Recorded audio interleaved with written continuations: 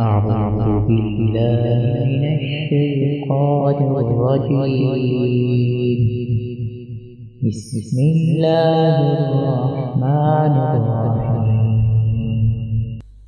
قل يا أهل الكتاب تعالوا إلى كلمة سواء بيننا وبينكم لا نعبد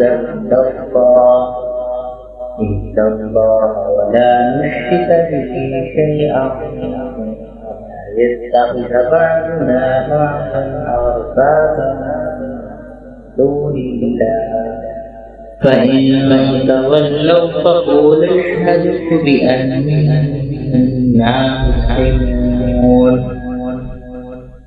يا أهل الكتاب لم تحاجون في إبراهيم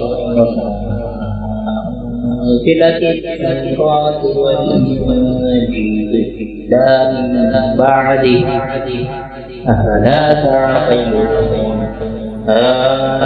أنتم هؤلاء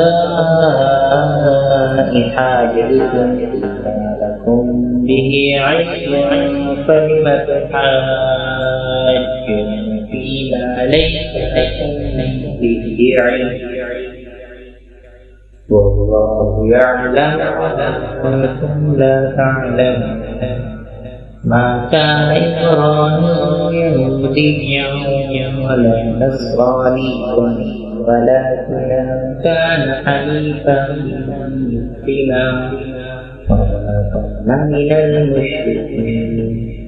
إن أولى الناس بإبراهيم الذين اتبعوه وهذا النبي والذين والله ولي المؤمنين.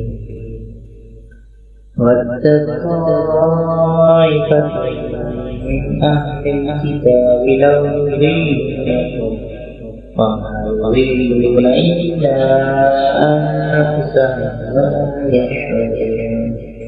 يا أهل الكتاب لم تكفرون بآيات الله وأنتم تشهدون. يا أهل الكتاب لم تلبسون الحق بالباطل وتكتمون الحق وأنتم تعلمون.